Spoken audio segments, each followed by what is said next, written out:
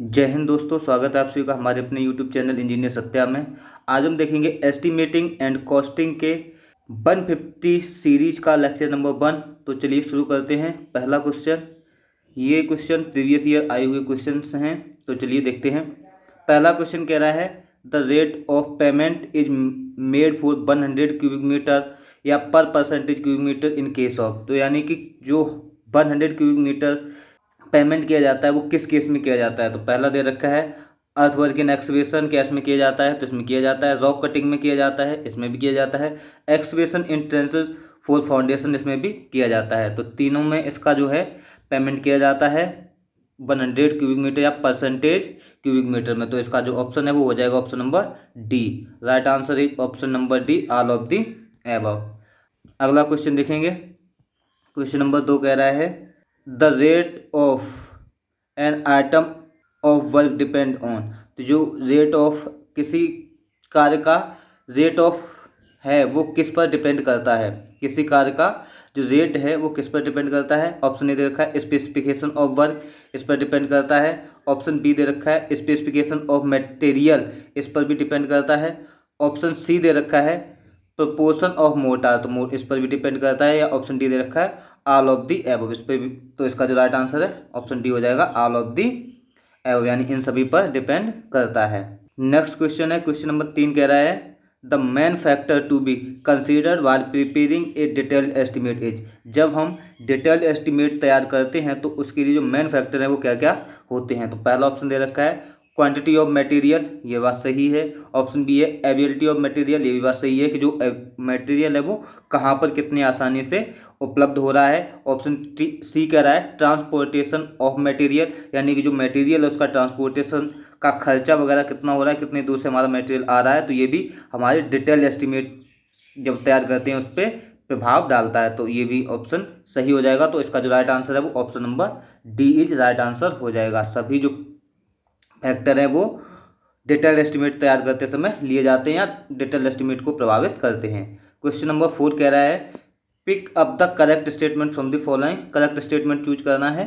पहला ऑप्शन दे रखा है the estimated value of the work excluding the amount of contingency work charge establishment tool and plant is called work value. तो यानी कि ये कह रहा है कि जो एस्टिमेटेड वैल्यू होती है जिसमें हम अगर कंटिजेंसी वर्क चार्ज इस्टेब्लिशमेंट टी&पी को घटा दें तो जो हमारा वैल्यू आएगी किसी कार्य की वो हमारी वर्क वैल्यू कहलाती है। तो ये बात क्या है, सही है।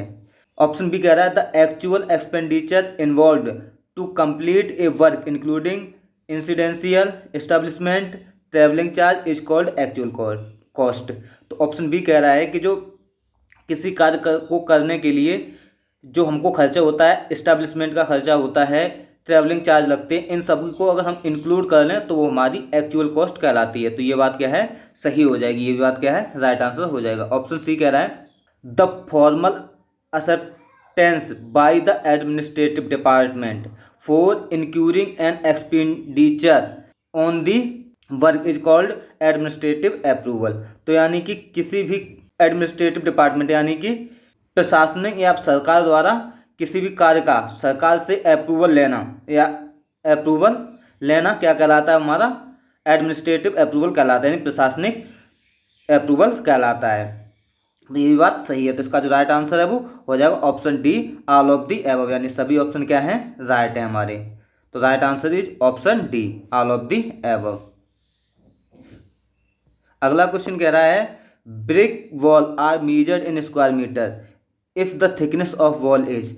तो जब हम 10 सेंटीमीटर ब्रिक वर्क की चिनाई करते हैं तो उसके लिए जो ब्रिक वर्क मेजर किया जाता है वो हमारा स्क्वायर मीटर में मेजर किया जाता है। तो इसका जो राइट आंसर है वो ऑप्शन नंबर ए हो जाएगा। अगला क्वेश्चन कह रहा है the plinth area of A building not include. जो प्लेंथ एरिया मेथड होता है बिल्डिंग में उसमें क्या चीज़ जो है वो इंक्लूड नहीं होती है। तो area of the wall at the floor level ये इंक्लूड होती है। ऑप्शन बी कह रहा है internal shaft for sanitary installation up to 2 square metre in area, यानी 2 स्क्वायर मीटर एरिया तक का सैनिटरी कार्य के लिए जो इंटरनल शाफ्ट होता है उसको इंक्लूड किया जाता है। तो ये भी बात सही है। ऑप्शन सी कह रहा है lift and wall including landing. तो जो लिफ्ट और वॉल होती है उसको लैंडिंग को इंक्लूड करके भी हम प्लिंथ एरिया में ऐड करते हैं, तो ये बात सही है। लेकिन जो ऑप्शन डी दे रखा है एरिया ऑफ कैंटिलीवर्ड पोर्च, जो कैंटिलीवर्ड पोर्च होता है उसको हम प्लिंथ एरिया में इंक्लूड नहीं करते हैं, तो ये क्या है, रॉन्ग हो जाएगा। तो यानी राइट आंसर क्या है, इसने नॉट पूछा है तो राइट आंसर हो जाएगा ऑप्शन डी। जो पोर्च का एरिया है या कैंटिलीवर्ड पोर्च का जो एरिया रहता है उसको हम प्लिंथ एरिया मेथड में ऐड नहीं करते हैं। अगला क्वेश्चन देखेंगे, क्वेश्चन नंबर 7 कह रहा है if the formation level of highway has uniform gradient for a particular length and the ground is also having longitudinal slope the earthwork में बी कैलकुलेटेड बाय। यानी ये कह रहा है कि कोई हाईवे है जो यूनिफॉर्म ग्रेडियंट रखता है और उसकी कोई पर्टिकुलर लेंथ है, मान लो एल लेंथ है, और ये क्या है, इसके जो लॉन्गिट्यूडिनल है वो स्लोप में है, तो दोनों साइड क्या है, इसमें स्लोप है। तो इसका जो अर्थवर्क हम कैलकुलेट करेंगे वो हम किस मेथड से कर सकते हैं, तो ये कोई हमारी स्लोप टाइप में है, रोड है, ऐसा है कुछ, तो इसको हम किस विधि से ज्ञात कर सकते हैं। तो इसके लिए जो हमारा मिड सेक्शन फार्मूला है इससे भी ज्ञात कर सकते हैं, ट्रेपेजोइडल फार्मूला है इससे भी ज्ञात कर सकते हैं, और पिरामिडल फार्मूला है इससे भी ज्ञात कर सकते हैं। तो इसका जो राइट आंसर है वो हो जाएगा option number D is right answer. यानी तीनों विधियों से हम एक्सवेशन ऑफ अर्थ जो है वो ज्ञात कर सकते हैं या क्वांटिटी ऑफ अर्थवर्क ज्ञात कर सकते हैं। अर्थवर्क या फिलिंग जो भी होगी वो तीनों विधियों से ज्ञात कर सकते हैं। अगला क्वेश्चन कह रहा है while estimating A reinforced cement structure the omitted cover of concrete is assumed. तो जब हम रिइंफोर्स्ड सीमेंट स्ट्रक्चर की डिजाइन करते हैं या एस्टिमेट करते हैं तो उसमें जो कवर लिया जाता है वो कितना लिया जाता है। तो ऑप्शन ए कह रहा है at the end of reinforced bar not less than 25 mm और ट्वाइस द डायमीटर ऑफ बार। तो ये बात सही है, जब हमारा रिइंफोर्स्ड बार जो एंड होगा वहाँ पर जो कवर लिया जाएगा वो 25 mm और डाया जो भी होगा बार का उसके 2 गुने से, जिसमें जो इन दोनों में से जो ज़्यादा होगा उसके बराबर लिया जाता है। ऑप्शन बी कह रहा है इन थिन स्लैब, यानी थिन स्लैब में 12 mm मिनिमम और diameter of the bar which ever is more. और जो थिन स्लैब होती है उसमें 12 mm मिनिमम लिया जाएगा या फिर जो डाया ऑफ बार है उसको लिया जाएगा, इन दोनों में जो भी ज़्यादा होगा उसको लिया जाएगा कवर। नेक्स्ट है सी कह रहा है for reinforcing longitudinal bar in a beam 25 mm minimum और diameter of the largest bar which is more. तो इसमें कह रहा है कि जो लॉन्गिट्यूडिनल बार हैं बीम में वो उसके लिए कवर लिया जाएगा वो 25 mm लिया जाएगा मिनिमम, या डायमीटर ऑफ द लार्जेस्ट बार, या जो लार्जेस्ट बार की डाया होगी उसके बराबर लिया जाएगा, और जो 25 mm वो जो लार्जेस्ट डाया बार है इन दोनों में से जो ज़्यादा होगा उसके बराबर कवर लिया जाएगा। तो इसका जो राइट आंसर है वो डी हो जाएगा, यानी तीनों जो ऑप्शन है वो सही है। तो right answer is option D is right answer.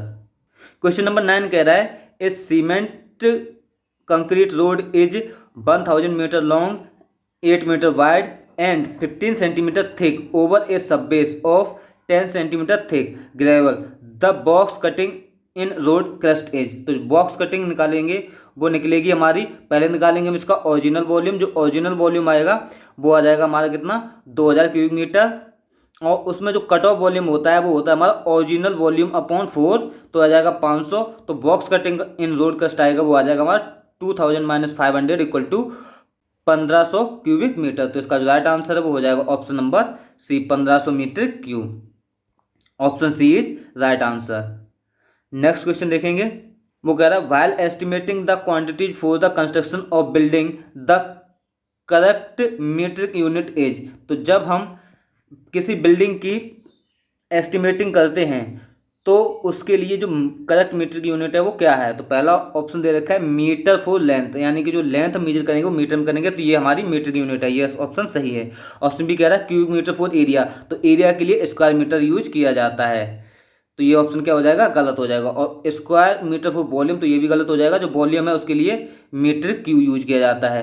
Litre for capacity, लेकिन लीटर कैपेसिटी के लिए यूज तो किया जाता है, लेकिन जो कैपेसिटी या क्वांटिटी के लिए क्यूबिक मीटर हम यूज करते हैं, या फिर जो लीटर है उसको हम प्रेफर कर सकते हैं अगर ऑप्शन ए मीटर न दिया होता तो ऑप्शन इसमें ए भी सही है और डी भी सही है, लेकिन जो बेस्ट है वो मीट्रिक यूनिट के लिए, तो मीटर फुल लेंथ पहला ऑप्शन राइट आंसर हो जाएगा। अगला क्वेश्चन देखेंगे, क्वेश्चन नंबर 11 कह रहा है pick up the correct statement from the following, यानी इसमें से हमको करेक्ट स्टेटमेंट चूज करना है। तो ऑप्शन ए दे रखा है in order to check up average depth of excavation dead mans are left at the mid width of borrow pit, यानी कि जो हमारी एवरेज डेप्थ है इसको एक्सकेवेशन में चेक करने के लिए जो डेड मैन्स हैं उनको हम बोरो पिट की मिड डेप्थ के लेफ्ट में बनाते हैं। तो ये बात सही है, तो ऑप्शन ए राइट हो जाएगा। ऑप्शन बी कह रहा है the earthwork calculation in excavation is made from the difference in level obtained with A level. तो जो अर्थवर्क की एक्सकेवेशन है उसको प्राप्त लेवल के डिफरेंस यानी अंतर से ज्ञात किया जाता है। जो अर्थवर्क की कैलकुलेशन है वो प्राप्त लेवल के अंतर से की जाती है। तो ये ऑप्शन बी हो जाएगा, ये बात क्या है राइट हो जाएगी। ऑप्शन सी कह रहा है the earthwork in excavation to form the road embankment include the formation of correct profile and depositing the soil in layer. इसमें कह रहा है कि जो मृदा है उसके एक्सकेवेशन से एम्बैंकमेंट बनाने के लिए फॉर्मेशन और डिपोजिशन दोनों को लेना चाहिए। तो जो फॉर्मेशन ऑफ करेक्ट प्रोफाइल है उसको और डिपोजिशन ऑफ सॉइल है इन दोनों को एम्बैंकमेंट बनाने के लिए इंक्लूड किया जाता है अर्थवर्क एक्सकेवेशन में। तो इस ये भी ऑप्शन क्या है राइट हो जाएगा। Option D all of the, यानी तीनों जो ऑप्शन हैं वो हमारे राइट हैं। Right answer is option D. अगला क्वेश्चन कह रहा है the brick work is not measured in cubic metre in case of. तो किस केस में हम जो ब्रिक वर्क है वो क्यूबिक मीटर में मेजर नहीं करते हैं। तो ऑप्शन ए रखा है 1 और मोर देन 1 ब्रिक वॉल, इसके लिए हम क्यूबिक मीटर यूज करते हैं। ऑप्शन बी दे रखा है ब्रिक वर्क इन आर्चेज, तो आर्चेज में जो ब्रिक वर्क है उसको भी हम क्यूबिक मीटर में मेजर करते हैं। रियनफोर्स्ड ब्रिक वर्क, तो रियनफोर्स्ड ब्रिक वर्क को भी हम क्यूबिक मीटर में मेजर करते हैं। तो रियनफोर्स्ड ब्रिक वर्क कोई और ब्रिक नहीं होती है, बस ब्रिक वर्क ही होती है। इसमें क्या होता है कि जो सरिया है उसको प्रोवाइड कर दिया जाता है, तो ये हमारी क्या हो जाती है रियनफोर्स्ड ब्रिक वर्क हो जाती है। ऑप्शन डी कह रहा है हाफ ब्रिक वॉल, तो जो हाफ ब्रिक वॉल है इसको हम मीटर स्क्वायर में मेजर करते हैं या स्क्वायर मीटर में मेजर करते हैं। तो इसका जो राइट आंसर है वो हो जाएगा हमारा ऑप्शन नंबर डी। जो हाफ ब्रिक वॉल है इसको क्यूबिक मीटर में मेजर नहीं किया जाता है क्योंकि इसको स्क्वायर मीटर में मेजर किया जाता है। क्वेश्चन नंबर 13 कह रहा है pick up the incorrect statement from the following. Incorrect statement हमको चूज करना है। पहला ऑप्शन दे रखा है lead is the average horizontal straight distance between the borrow pit and the place of spreading soil. तो जो लीड है हमारी वो एवरेज हॉरिजॉन्टल स्ट्रेट डिस्टेंस होती है बोरो पिट और जहाँ पर हमारी मृदा को डाला जा रहा है स्प्रेड किया जा रहा है, तो उन दोनों के बीच की एवरेज हॉरिजॉन्टल स्ट्रेट दूरी जो है वो लीड कहलाती है। तो ये बात सही है, तो ऑप्शन ए क्या हो जाएगा राइट हो जाएगा। बोरो पिट वह होता है जहाँ से मिट्टी को खोदा जाता है और स्प्रेडिंग जहाँ पर फैलाया जाएगा मृदा को। ऑप्शन बी कह रहा है the lead is calculated for each block of excavated area. तो जो लीड है वो प्रत्येक एक्सकेवेटेड ब्लॉक के लिए अलग अलग मेजर की जाती है। तो ये भी बात क्या है सही हो जाएगा। ऑप्शन सी कह रहा है the unit of lead is 50 metre for distance up to 500 metre. तो जो लीड है वो 50 मीटर ली जाती है प्रत्येक 500 मीटर से ज़्यादा होने पर। तो ये भी बात क्या है सही है। ऑप्शन डी कह रहा है the unit of lead is 1 kilometre where the lead exceed 2 kilometre. तो ये क्या है रॉन्ग हो जाएगा।